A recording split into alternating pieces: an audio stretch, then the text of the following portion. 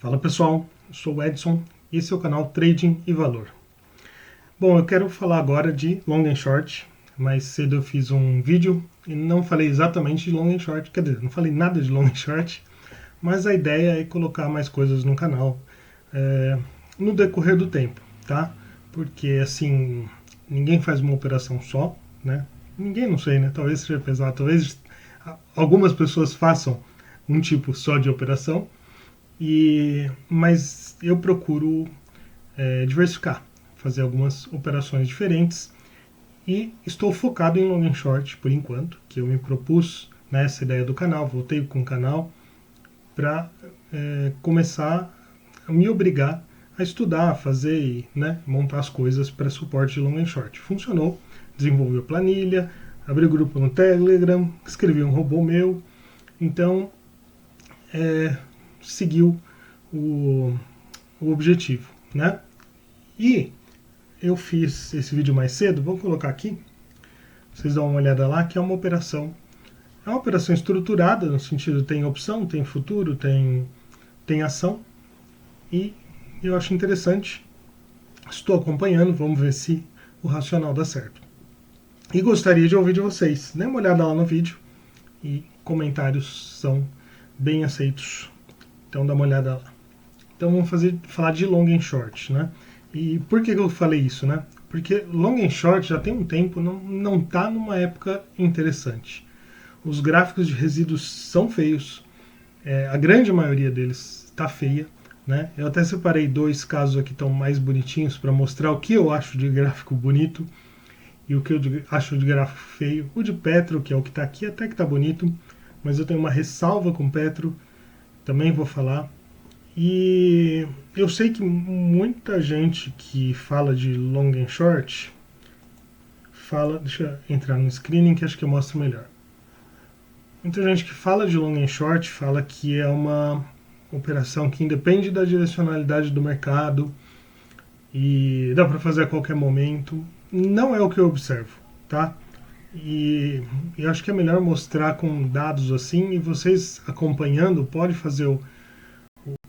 podem observar também que isso acontece. Aqui está o meu screening, está full, eu tenho que fazer alguns filtros. Ele fez uma combinação dos pares que eu selecionei, deu 6.786 combinações, tá? Aplicando os filtros, deixa eu filtrar só por 99, por exemplo, ele já diminui aqui, né? De 6.000 foi para 163 com 99% de ADF. Outra coisa que eu estou utilizando agora para filtrar, antes eu filtrava pelo beta, não estou usando mais o filtro de beta, porque automaticamente esse filtro aqui, que na verdade ele me diz a proporção das pernas, né? Quanto que eu estou comprado proporcionalmente no valor da operação em uma das pernas, no caso da variável dependente aqui, percentual de Y. Então eu estou usando esse filtro, estou gostando, tá? E eu filtro aqui com verdinho, ele já vai reduzir um pouco, ó, metade. Então essa é a minha base de começar a comparar alguma coisa, tá? Depois disso eu ainda faço outro filtro que é no desvio.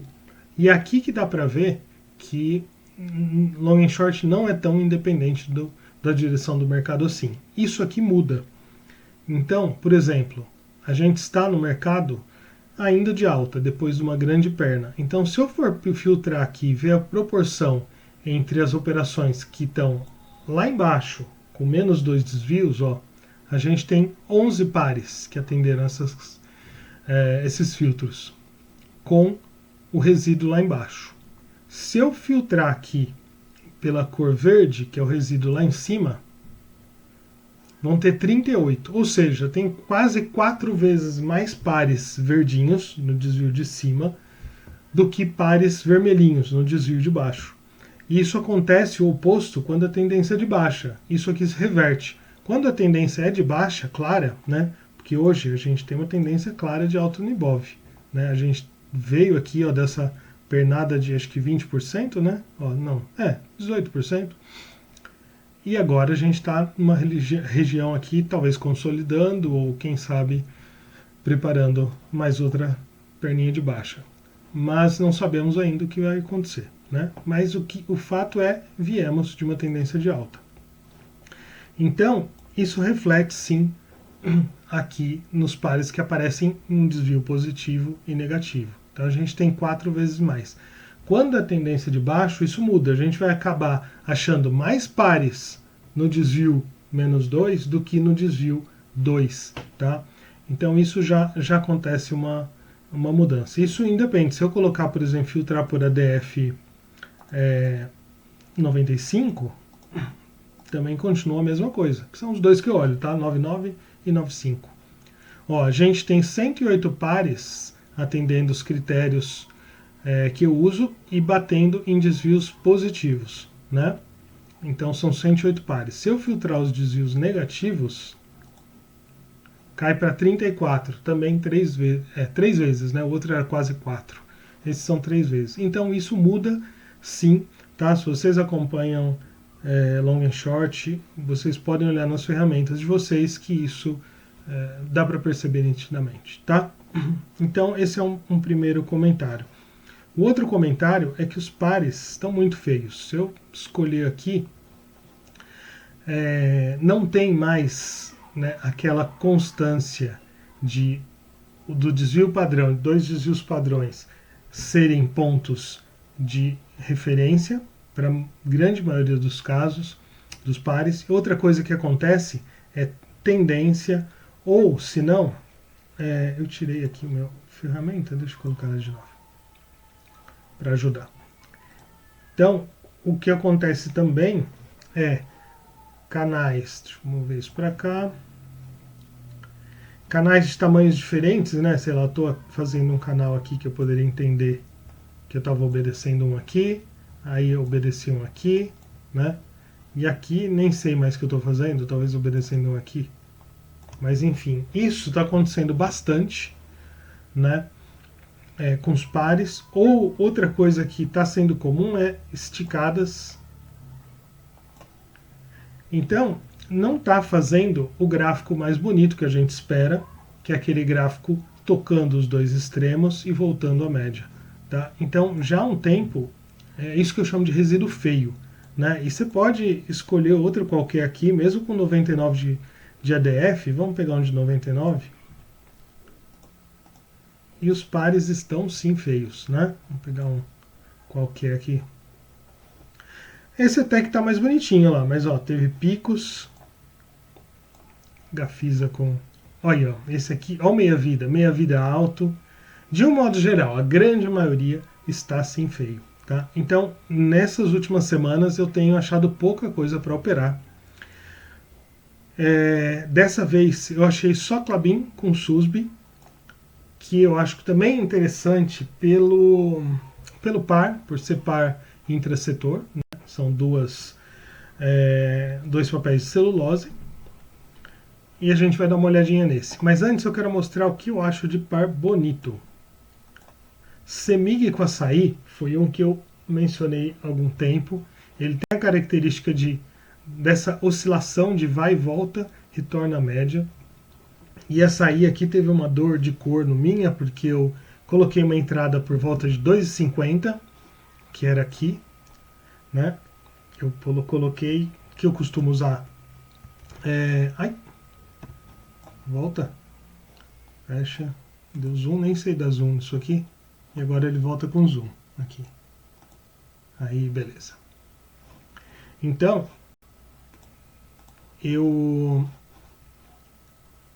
volta aqui. Eu peguei aqui, né? Tava procurando entradas aqui. E este dia aqui, antes dessa mega pernada, ele chegou a cair até 2,30. Só que minha entrada estava em 2,50. E ele subiu muito, né? Não peguei. É uma dor de corno porque ele andou bastante. Seria uma operação bem rápida. Então ele tem essa característica, tá tocando os extremos. A gente podia até colocar ele num desvio um pouco menor, né? Talvez faça mais sentido um desvio um pouco menor, mas de qualquer maneira é um gráfico que está fazendo zigue-zague, né? E é o que a gente se espera né, de uma série estacionária. Tá? O outro par, esse aqui, eu não consegui pegar, também está bonito, né? Até esse ponto não, né? Mas daqui em março para cá ele está bonitinho, ó, tocando lá em cima, tocando lá embaixo, e deu uma recuada boa. Então os resíduos têm uma certa constância, né? A gente vê que eles têm uma cara, né, de oscilação, né, de oscilador aqui, diferentemente do que aqueles outros que fazem reta, depois concentra num período, fazem tendência, concentra num período menor, depois vai para um período maior, né, fica de uma caixa maior, uma caixa menor. Então estou notando que está bem, bem feio a coisa, tá? Ainda não está legal. Então por isso que eu falei até de ter outras opções no leque, porque às vezes long short não vai estar legal, às vezes, sei lá, suas estratégias de opções não vão estar legal, às vezes seu swing trade não está legal. Então é sempre bom ter um leque de operações aí para você fazer, tá? Então, vamos lá. E reforçando, né?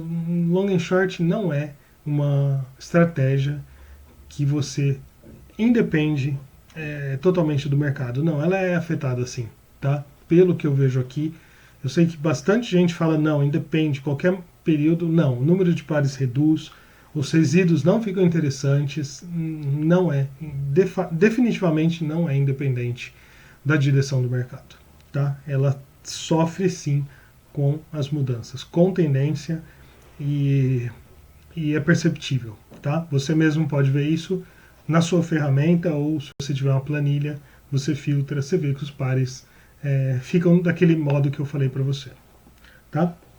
No início. Então, desabafo feito. Uma coisa que eu quero ver, então, vamos ver como está Klabin com Suzano.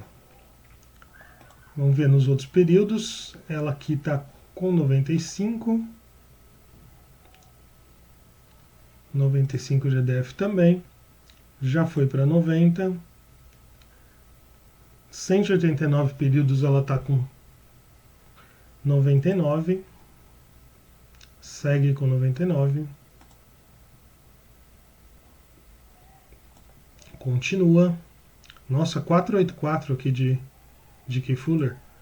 Até então estava o maior 435, né? Quase 5. E aqui o resíduo está em menos 3 desvios.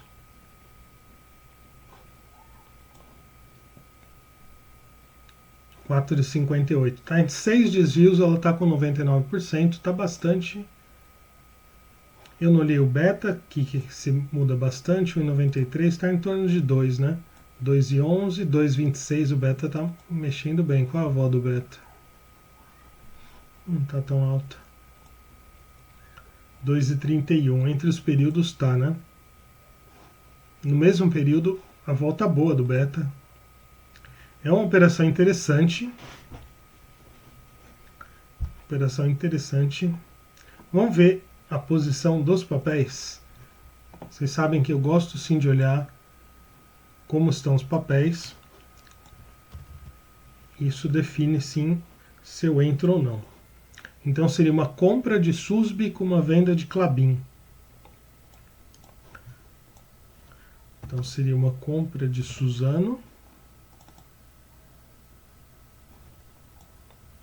Já veio de uma esticada.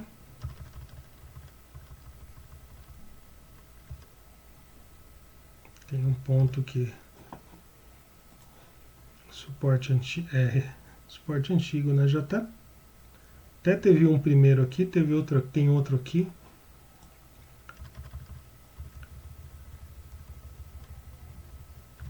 Ok.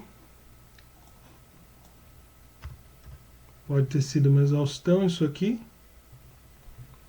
E sentir uma resistência, um suporte ali embaixo. E Klabin seria uma venda. Opa! Uma venda de Klabin. Klabin tá até com mais carinha de venda do que, né? Acabou de sair de uma região aqui de consolidação, pode ter feito um topo. também era resistência ali, né?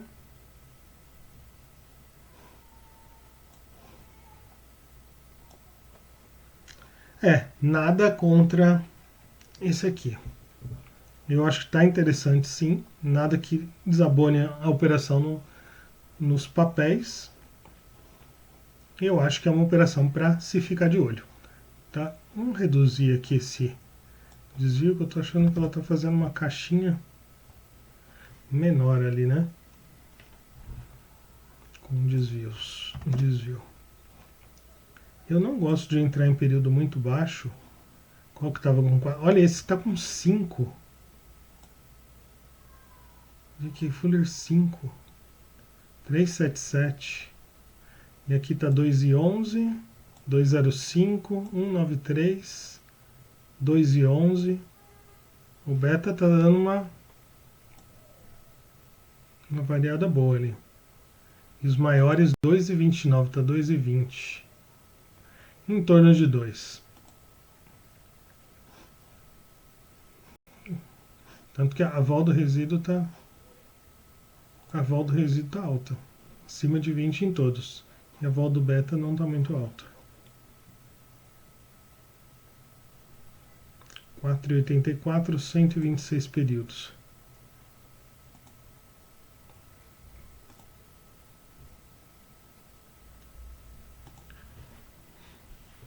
Interessante. Eu acho que esse está até... A proporção dos papéis também está boa, né? Porque é 54% com 45%. E eu acho que é sim uma operação para a gente ficar de olho em entradas. Outra coisa que eu estou acompanhando é Petro. Que acho que estava até Petro no começo do vídeo aqui, né? Petro 3 com Petro 4. Em períodos mais longos, ela está estranha, né? Porque uma coisa que eu comentei aqui, eu não gosto quando tem distorção assim da forma do gráfico de resíduos, quando ele perde um fundo ou topo, quando eu mudo de períodos, né? Então no caso aqui, esse ponto aqui e esse ponto aqui, que é julho, e o ponto de agosto, de um mês atrás, esses dois, eles perdem a relação, né? Então, por exemplo, se eu vier para 231, ainda é mantida, um mais baixo que o outro, ó, aqui está ficando mais próximo, em 210. Em 189 já perdeu. Esse que era o mais baixo, ele está o mais alto agora, né? Que continua sendo o de julho. Para ele perder isso totalmente, aí, ó, em períodos mais curtos. Eu não gosto disso, eu prefiro quando ele se mantém pelos períodos, tá? Então, eu estou meio ressabiado com esse par. Eu tentei 2 entradas curtas, uma delas não pegou, a outra pegou e deu stop, que o stop estava igualmente curto, saí praticamente no 0 a 0. E uma coisa que eu acho interessante também é que ele está fazendo essa região aqui, ó, que ele praticamente não andou nos últimos 1, 2, 3, 4 pregões. Tá? Isso me dá uma ideia de estar esperando uma volta para cá.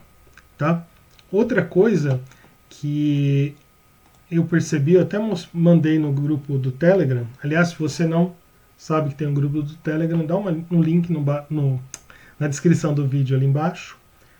Uma coisa que acontece é que aqui o gráfico de spread,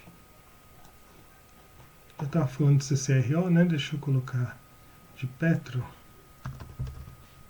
Estava falando de CCRO, que era um... Aqui eu quero Petro e aqui eu quero Petro 4 para ver o spread. Esse é o do vídeo que eu mencionei, né? Estava fazendo a diferença do futuro com o ativo, com o papel. Então aqui é Petro 4 para a gente ver o spread.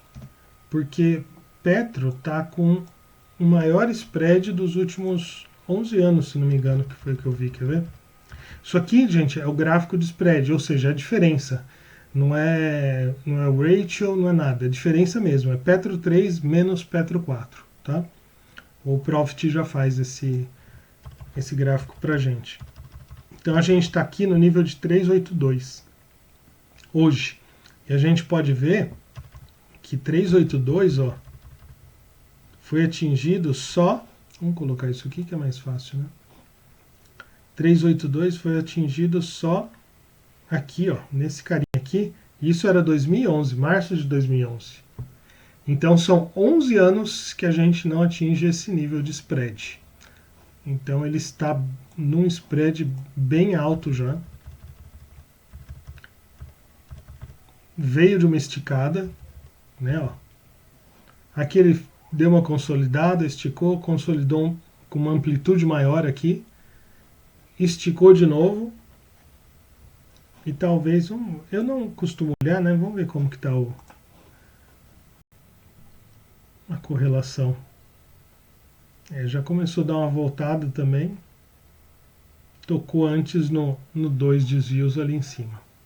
Eu não uso, né, correlação, mas só por curiosidade. Então, Petro, para mim, é outro que eu vou olhar sim essa semana. Deixa eu até colocar ele aqui, que ele não estava. Então, mas naquele esquema, eu estou ressabiado com Petro, mas tem coisas indicando que está interessante, né? O gráfico de resíduos e o spread entre os ativos que está em níveis históricos aí, tá? Bom, é isso, pessoal. Eu acho que eu já comentei o que eu vi de interessante essa semana, tá? Dê uma olhada lá no outro vídeo. Apesar de ser uma operação diferente, né? Como eu disse, a gente precisa ter um leque aí de opções para poder usar em cada situação do mercado, tá? Então, se você gostou do vídeo, dê seu like, se inscreva no canal, o joinha ajuda bastante a compartilhar esse conteúdo com mais gente e o mesmo conteúdo aparecer para você de outros canais, de outras pessoas, tá? O YouTube entende que é uma coisa que você acha interessante, relevante, tá certo? Então, até o próximo vídeo. Tchau, tchau.